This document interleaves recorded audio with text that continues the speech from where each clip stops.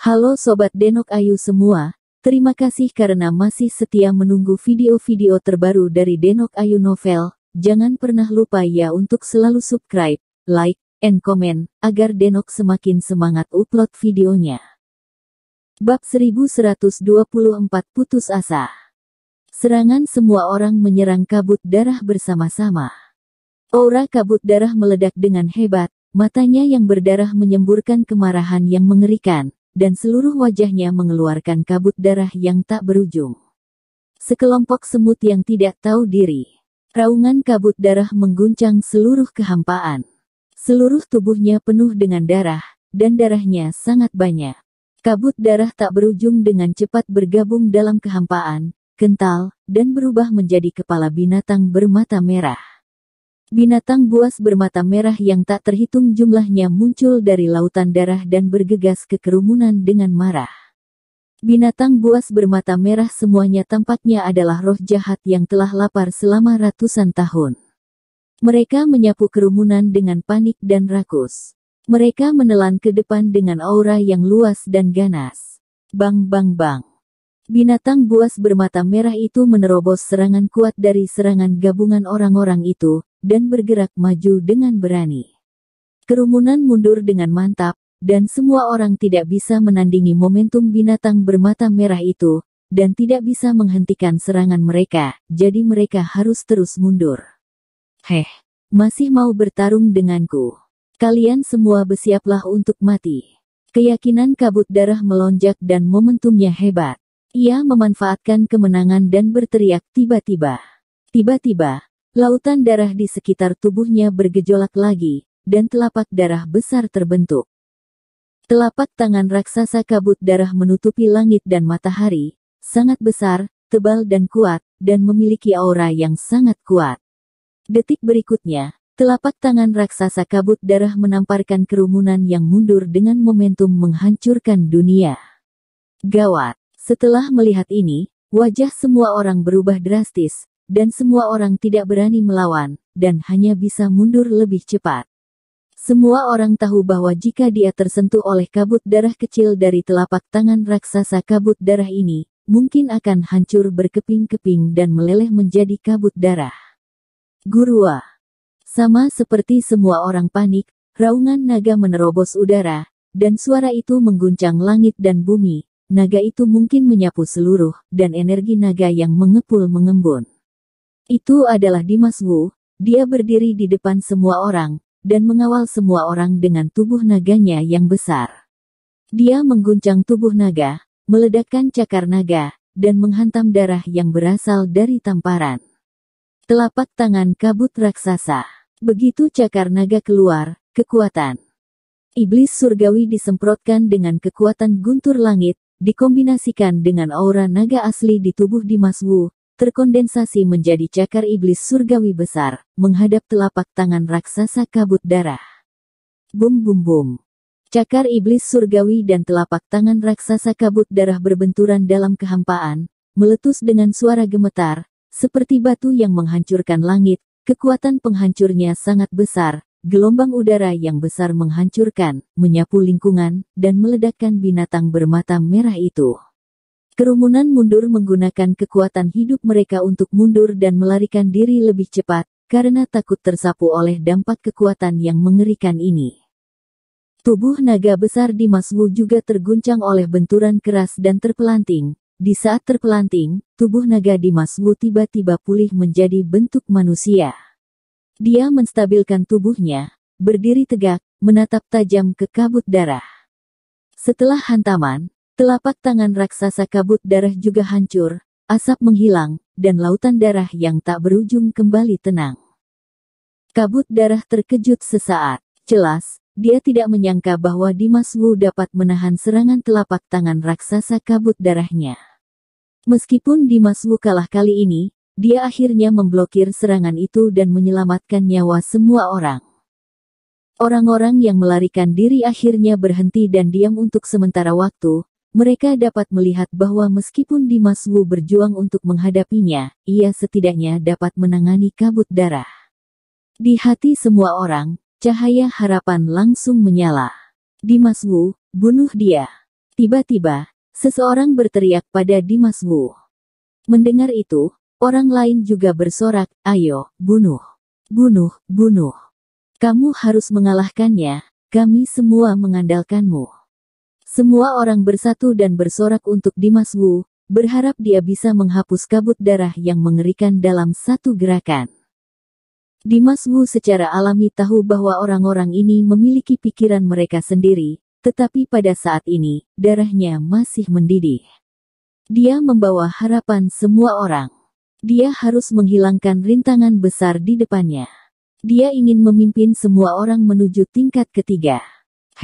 Sekelompok orang yang tidak berguna hanya dapat menggunakan metode ini untuk menutupi ketakutan batin mereka. Namun, sayangnya, perjuangan kalian akan menjadi sia-sia. Kabut darah mengejek Iyagi. Ketika kata-kata itu keluar, wajahnya bergetar Iyagi, dan lautan darah yang agung mendidih Iyagi, dan lautan darah yang mendidih tanpa akhir langsung berubah menjadi pedang panjang berwarna darah, melintasi dunia. Pedang panjang berwarna darah itu tiba-tiba menebas ke arah Dimas Wu dengan momentum menembus segala sesuatu. Tatapan Dimas Wu tiba-tiba berubah. Dia tidak punya waktu untuk berpikir, seluruh tubuhnya meledak, tangan kanannya tiba-tiba terentang, dan telapak tangannya terentang ke atas. Tiba-tiba, sebuah pisau panjang muncul di tangan Dimas Wu dari udara tipis.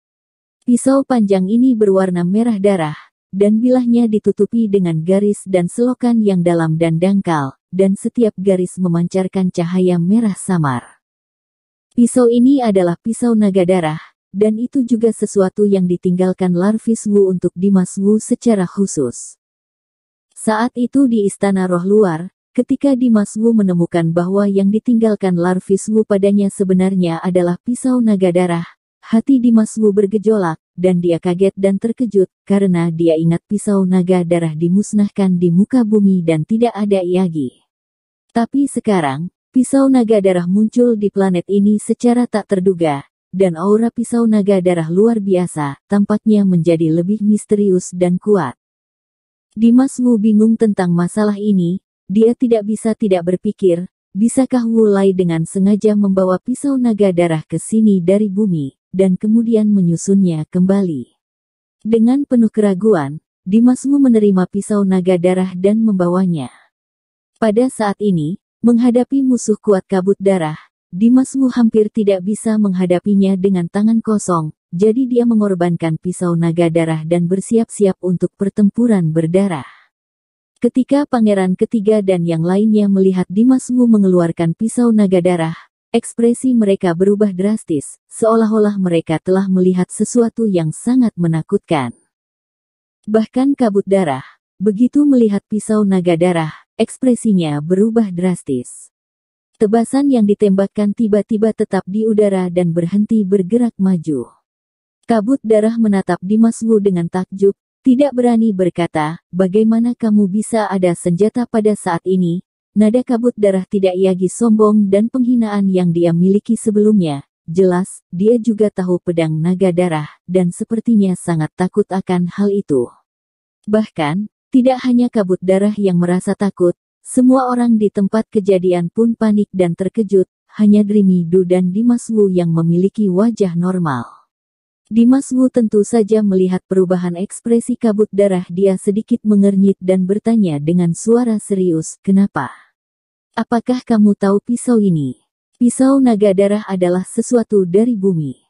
Wu Lai membawanya ke sini dan meninggalkannya untuk dirinya sendiri.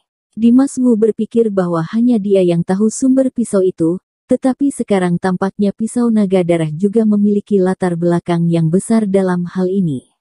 Wajah besar kabut darah mulai berubah Iyagi, matanya menyembur karena kemarahan yang luar biasa, dia menatap pisau naga darah di tangan Dimas Wu dengan muram, lalu menatap Dimas Wu Iyagi, dan berkata dengan galak, "Tentu saja aku tahu, jika bukan karena pisau ini, aku tidak akan jatuh ke medan di mana aku berada hari seperti yang dia katakan." Kabut darah meledak dengan aura pembunuh yang kuat, dan kebencian dan kemarahannya juga pecah sepenuhnya. Tetesan kabut darah yang mengisi kekosongan menggigil hebat. Di setiap tetes kabut darah, mengandung kemarahan dan kebencian yang tak terbatas. Jelas, kabut darah dan pisau naga darah ini memiliki perseteruan berdarah.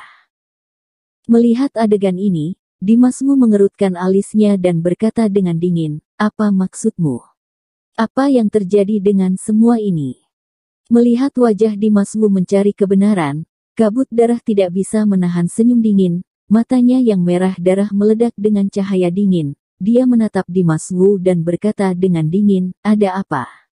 "Pertanyaan ini, kamu tetap pergi," tanya pemilik asli pisau ini di neraka.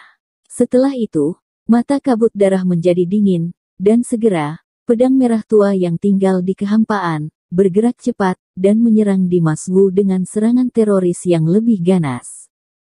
Dimas Wu mengerutkan kening, tidak bisa berpikir dalam-dalam, dan segera menggenggam pisau naga darah, dan menebas pedang panjang berdarah yang mengejutkan.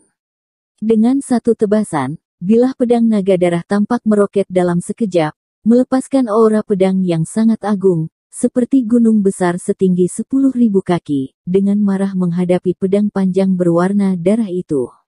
Buong! Pedang panjang berdarah dan pisau naga darah menabrak satu sama lain dengan keras. Segera, kekosongan meledak, gua bergetar, semuanya bergetar, dan hampir semua yang ada di sekitarnya berubah menjadi reruntuhan. Pusat pertempuran adalah untuk menyelesaikan kejatuhan dan menjadi kacau, tidak lagi terlihat. Pangeran ketiga dan lain-lain juga dikejutkan oleh gelombang udara yang iwas ini dan terpelanting. Bum bum bum. Suara mengejutkan itu terus bergetar, dan semua orang yang terguncang ke belakang menjadi ketakutan dan ketakutan. Dreamy Du juga mundur, dia terlihat sangat gugup, matanya tertuju pada medan perang yang kacau, matanya dipenuhi dengan kekhawatiran. Pisau ini adalah pisau yang bagus, tapi sayangnya, kamu masih terlalu lembut dan tidak bisa menanganinya sama sekali. Sekarang, kamu akan mati untukku. Dalam kekacauan, suara panik kabut darah tiba-tiba terdengar, suara itu jatuh, darah di kekosongan daseng. Raungan berdering lagi, dan pemandangan itu sepertinya meledak iagi. Segera setelah itu, sesosok menembus medan perang yang kacau, seperti meteor yang jatuh, melintasi kehampaan, dan menabrak tanah, mengguncang tanah dengan keras. Orang yang terjatuh ke tanah adalah Dimas Wu. Dimas Wu terbaring di tanah dengan tak berdaya, muntah darah, dan menderita luka serius. Dimas Wu. Ketika Dreamy Du melihat ini, ekspresinya berubah drastis.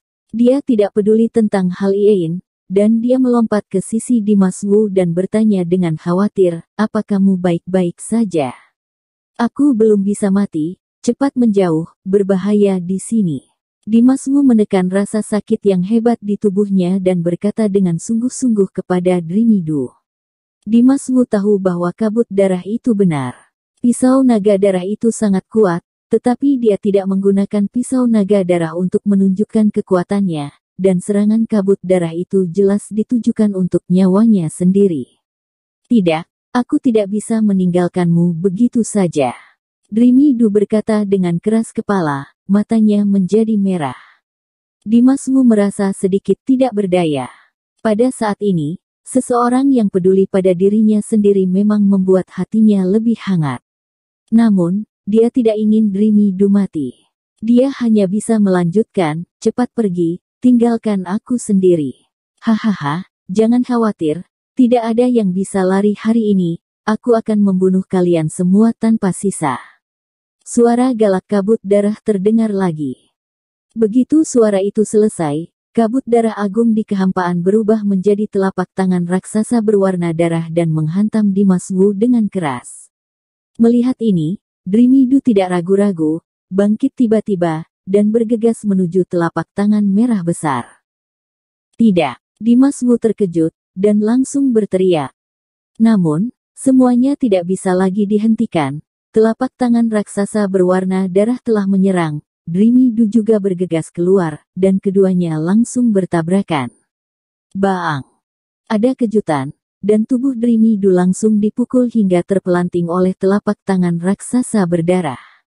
Seteguk besar darah menyembur dari mulut Dreamy Du, dia jatuh ke tanah dan mengenai sisi Dimas Wu. Dimas Wu segera menatap Dreamy Du dan mengerutkan kening. Kenapa kamu begitu bodoh? Puff. Dreamy Du tidak berbicara, tetapi menyemburkan seteguk darah lagi. Wajahnya menjadi pucat pasi, dan tubuhnya lemas seperti tidak ada kekuatan sama sekali.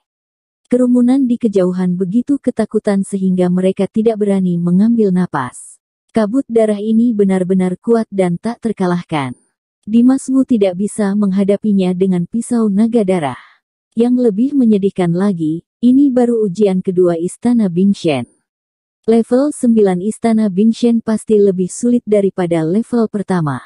Sekarang level kedua sangat mengerikan, dan hanya ada sedikit peluang untuk melewatinya dengan sukses. Bahaya dan kengerian macam apa yang ada di balik tingkat yang lebih tinggi. Bersambung. Terima kasih sahabat Denok yang sudah mendengarkan video ini. Jangan lupa like, comment, and subscribe ya. Terima kasih.